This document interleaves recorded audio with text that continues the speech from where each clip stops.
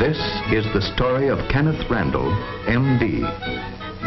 Kenneth Randall is more than a mere character of fiction. He is the personification of the spirit, the ideals, the disappointments, the sacrifices, the struggles, and the hopes of literally hundreds of physicians who throughout the years saw and what's more did something about the needs for advancement in industrial medicine.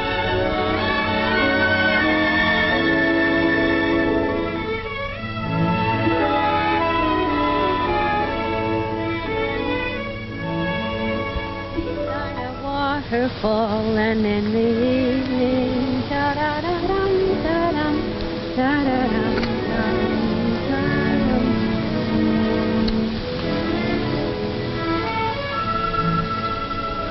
You know, Dr. Kenneth Randall, you're a very wonderful man.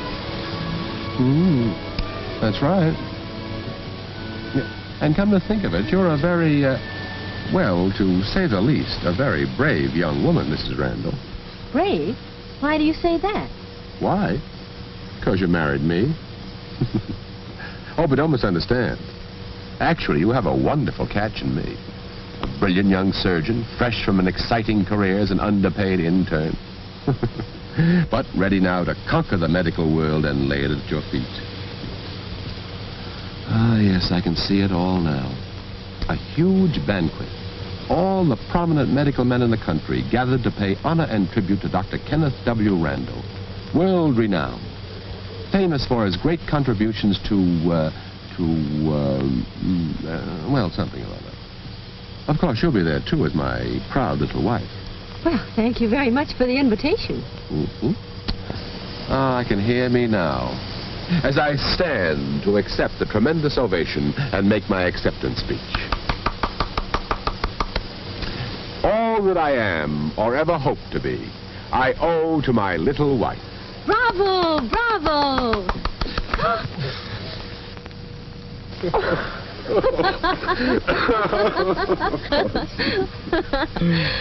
Well, tell me, Ken, if you're such a wonderful catch, why am I so brave to marry you? Because you didn't wait until I became a success. You married me now, before I even have an office of my own. I should call sharing one with Dad an office. Before I even had my first regular patient.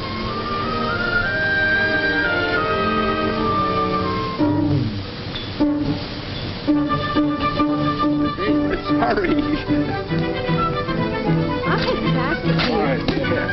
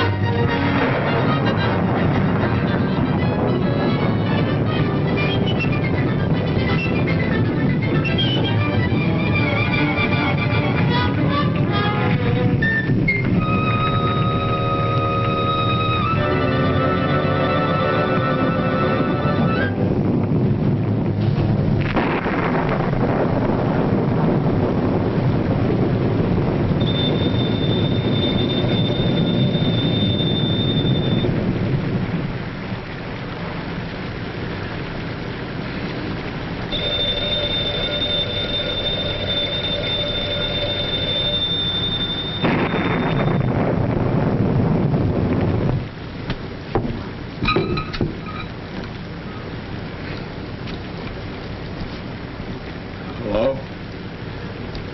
Hello? Hello? Hello?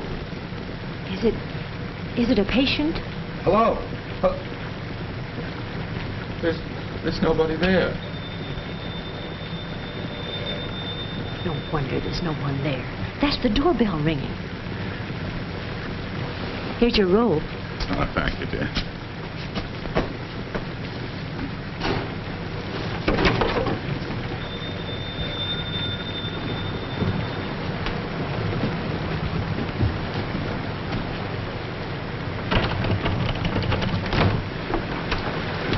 Gotta get there. Quick, Doc. Bill's hurt bad. Bleeding like anything. I'll be back in a minute.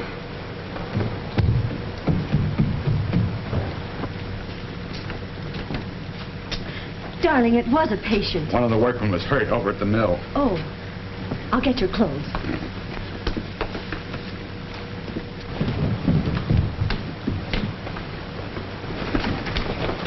We can get there quicker if we cut across. We'll take Dad's car. Yeah. Thanks.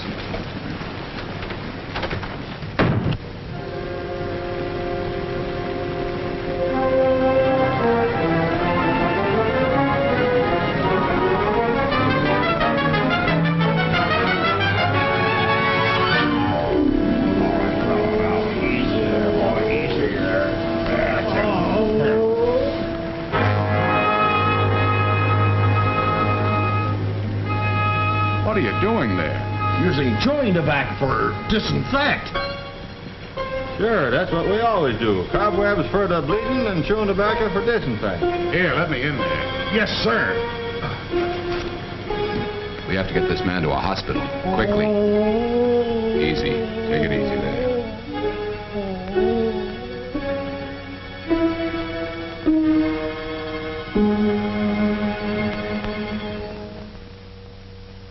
Good morning, Dr. Randall. Good morning. Doctor. Good morning, Doctor. Good morning.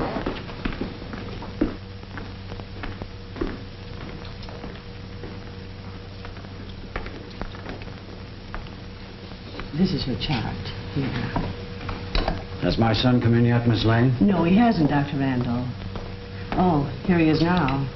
Good morning, Dad. Good morning, Miss Lane. Good morning. Say, Ken, I looked in on that new patient of yours just now. Fellow from the mill. I hope you don't mind. Gosh, no, Dad. What'd you think about him? Looks like he'll be all right. Husky fellow. You did a fine job. Splendid piece of surgery. Well, like father, like son, I hope, Dad. That'll take years of hard work. By the way, you'd better accustom yourself to addressing me as doctor, especially around the hospital. I'll do the same. Very well, Dad. Doctor. Excuse me, Dr. Monroe left this for you to look at before you leave. Thank you.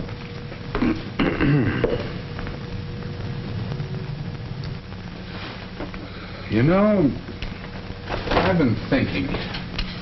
They have quite a number of accidents over there at the mill.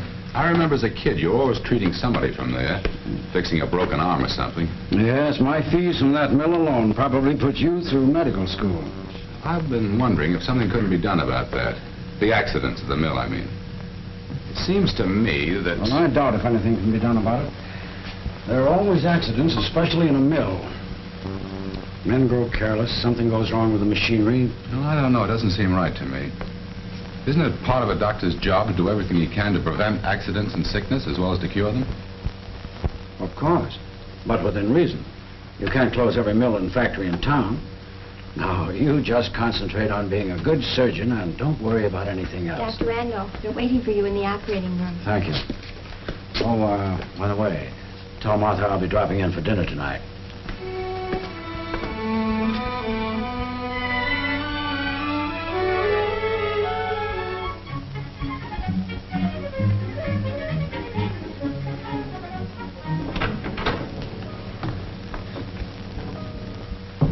We'll see you in just a moment.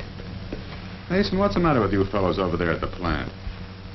I thought I told you to come in and have this hand dressed every day. Johnson's as bad as you are. His wound should be dressed every day, too. Yet he hasn't been in for a week.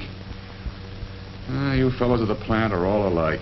Gosh, Doc, it ain't so easy. We work all day, and at night, well, it seems when we get home, get cleaned up and have our supper, well, I don't know. It seems there just ain't no time for running to the doctor.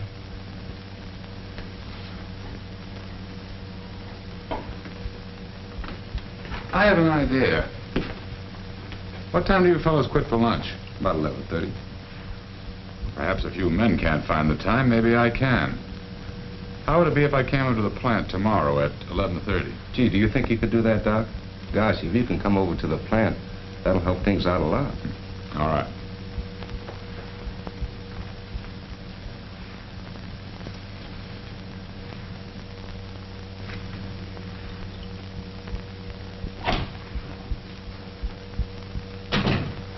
Say, Doc, I wish you'd kind of take a look at my back. It seems to be hurting all the time. Sure, I'll take a look at it. So, slip your shirt off, will you? There you are, Jim. That'll fix you up. Okay, Doc, thanks a lot.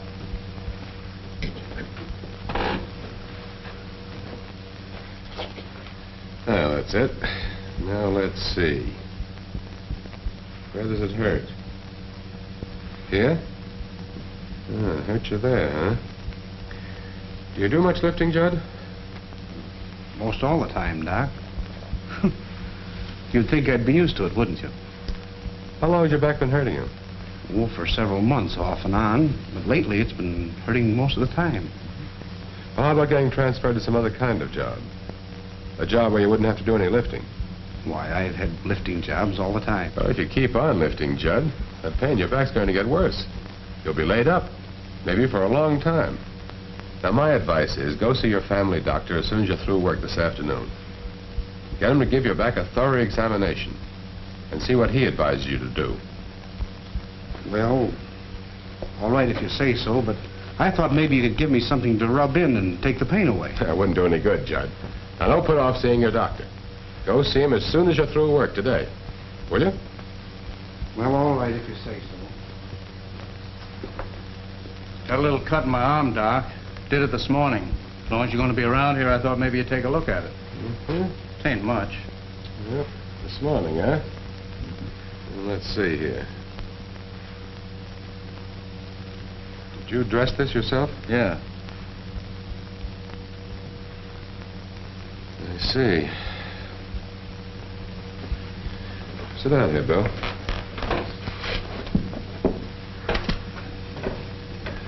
Bill, you fellas ought to have a first aid kit around here. Yeah, except we wouldn't know how to use it. Well, I'd be glad to teach somebody to give first aid treatment. Come in handy in cases like this. Say, Art. Yeah, Bill? Come on over here. Art's always around helping when anyone's hurt. He'd be a good one to teach first aid to. What's up? Hello, Doc Randall. Hello. Doc here wants to know if you want to be his assistant. Bill suggested that you might be interested in learning a little about giving first aid in cases like this. Yeah, that'd be all right. Well, fine. I'll leave some iodine, some bandages, and a few,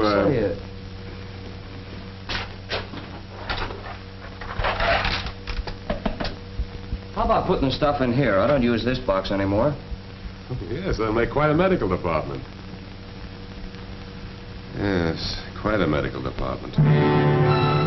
One morning, about 3 weeks later, Dr. Randall Sr. was reading a newspaper. What he saw didn't exactly please him. Say, Ken. Oh, hello, Martha. Kenneth, listen to this. Worker threatens suit for alleged back injuries. Decision to sue based on diagnosis of Dr. Kenneth Randall. Well, I hope you realize a thing like that can cost us every good patient we have. I've spent years trying to build up a dignified and successful practice, and then you come along and get yourself mixed up in a thing like this. Son, I wish you hadn't done it. But, Dad, what would you have me do? I suggested he see his own doctor and take his advice. Anything wrong with that? What I mean is, you should have stayed away from the factory in the first place. And, Kenneth, I'm going to seriously suggest that from now on, you do your practicing in this office. Or the hospital surgery. That's your #1 responsibility. And stay away from factories. That's not the life for you. Martha, I'll drop in for dinner tonight. Oh, fine. Martha, I've always felt that for a man to be a success in his own eyes, he's got to be more than just a competent member of his profession. I don't quite see what you're getting at. Oh, I mean, to be really successful, or maybe I should say worthy, a carpenter, a tool maker, engineer, preacher, or a doctor should contribute something to the advancement of human progress through his profession. Maybe it's just finding new ways to make something better or cheaper. Maybe it's fighting and working unselfishly for a just cause. Ken, you sound just like a high school valedictorian. Well, maybe so, but I mean it. And as far as I'm concerned, I'm beginning to think that my job is doing something for the advancement of a new kind of medical practice. New? In what way? Well, new from the point of view of a doctor working to cut down sickness and accidents in the town's factories and mills. Yes, I suppose you could call it the practice of industrial medicine. But, Ken, you know what your father will say. What's more important, Martha? What do you say? All that I am, or ever hope to be, I owe to my wife. In that case, I'd better do all I can to help in whatever job you undertake. How are you going to go about it? Well, right now, I don't know. I really don't know. But I'm going to do something.